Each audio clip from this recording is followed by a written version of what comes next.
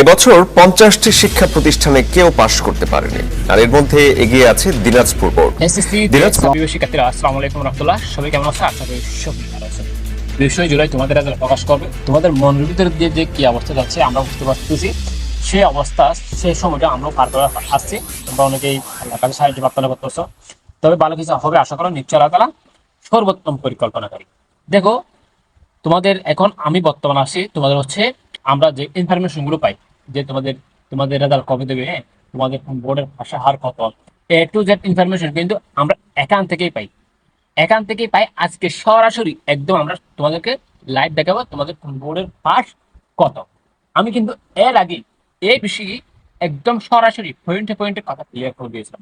তারপরে একজন শিক্ষার্থী আমাকে এই বিষয়ের উপরে আবার হচ্ছে আমাকে ইনবক্সে পাঠিয়েছে এই ভিডিওটা পাঠিয়েছে এবং ইনফরমেশন গুলো দিয়েছে। স্যার, এটা কথা এই প্রতিষ্ঠানের এতজন কেউ পাস করে নাই, এটা একটু যদি আপনি যাচাই করে A to Z ইনফরমেশন দিতেন তাহলে উপভোগ করে দিতাম। সেই হিসাবে বলছে, আমিও এই হিসাবে আজকের ভিডিওটি করতেছি।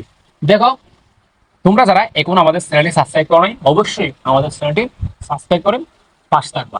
কেননা তোমরা এখানে পাবা তোমাদের রেজাল্ট খারাপ হলে সাথে সাথে তোমাদের কি করণীয়, তোমাদের কলেজ ভর্তি, তোমাদের ভর্তির টাকা, কলেজের প্রথম দিনটা কেন স্বপ্নের মতো হয়, A to Z ইনফরমেশন তোমরা এখানে পেয়ে যাবা। তো আমরা আসি মূল আলোচনায়। দেখো, একজন শিক্ষার্থী আমাকে পাঠিয়েছে, একদম উনি সরাসরি আমাকে পাঠিয়েছে এবং বিশেষ করে একটা স্ক্রিনশটও পাঠিয়েছে, ভিডিও পাঠিয়েছে। স্ক্রিনশটটা পাঠিয়ে উনি আমাকে বলতেছে, স্যার, দিনাজপুর বোর্ডের নাকি 13টি প্রতিষ্ঠানে কেউ পাস করে নাই। তাহলে কোন কোন প্রতিষ্ঠানগুলো পাস করে নাই? রাজশাহী বোর্ডের 9টি বোর্ডের কেউ পাস করে নাই, হ্যাঁ, ঢাকা বোর্ডের 8টি বোর্ডের, তারপরে যশোর বোর্ডের 6টি প্রতিষ্ঠানের, কুমিল্লা বোর্ডের 5টি প্রতিষ্ঠানের, মাদ্রাসা বোর্ডের 4টি প্রতিষ্ঠানে কেউ পাস করে নাই, ময়মনসিংহ বোর্ডের 3টি প্রতিষ্ঠানে কেউ পাস করে নাই, কারিগরি বোর্ডের 2টি প্রতিষ্ঠানের কেউ পাস করে নাই। এই ইনফরমেশন গুলো আমাকে পাঠিয়ে সে জিজ্ঞেস করতেছে। আমি কিন্তু তাকে সরাসরি লাইভ বলে গেছি, স্যার, তারপরে একটু আমি যদি প্রমাণ সহ আপনার কথা কিভাবে বিশ্বাস করো, তারপর যদি আপনি একদম প্রমাণ সহকারে শুরু করতেন, সে হিসাবে প্রমাণ সহকারে আজকের ভিডিওতে তোমাদেরকে শুরু করতেছি। দেখো, এটা হচ্ছে তোমাদের এসএসসি কর্নার। এখানে তোমাদের হচ্ছে এই উপবৃত্তি বলো, তারপর হচ্ছে তোমাদের কলেজ ভর্তি বলো, তোমাদের রেজাল্ট কখন প্রকাশ করবে, A to Z ইনফরমেশন তোমরা এখানে আসলে পেয়ে যাবা। বোর্ড থেকে কিন্তু এখানে কোনো ফেসবুক ওয়েবসাইটে কিন্তু সেই নোটিশগুলো দেয় না। তোমাদের সরাসরি এখানে গুগল ওয়েবসাইটে কিন্তু তারা নোটিশগুলো দেয়।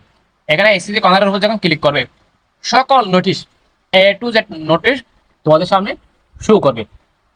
এই যে দেখো, দেখছো, সেই বিষয়ে এখনো পর্যন্ত আমাদের হচ্ছে এসএসসি 2026 ব্যাপারে কোন বোর্ডের পাশে হার কত, কোন বোর্ডে কতজন পাস করছে, সেই বিষয়ে এখনো পর্যন্ত বোর্ড থেকে কোনো ধরনের ইনফরমেশন দেয় নেই। তার মানে সেটা হচ্ছে একদম পুরাপুরি একটা কি ভুয়া নিউজ।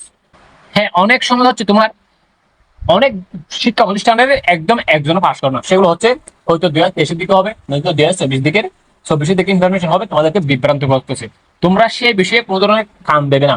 কেননা তোমাদের কোন বোর্ডে কত পার্সেন্ট পাস করছে, কোন প্রতিষ্ঠানে কতজন ফেল করছে, সেটা এখন জানতে পারবে না। সেটা জানতে পারবে 2026 সালে পরিসংখ্যান জানতে পারবে কখন, যখন 2026 সালে রেজাল্ট পাবলিশ হয়ে যাবে, অর্থাৎ প্রকাশ হয়ে যাবে। 20 জুলাই পর থেকে কিন্তু 20 জুলাই যখন রেজাল্ট প্রকাশ করবে তখনই কিন্তু সেই বিষয়গুলো জানা যাবে।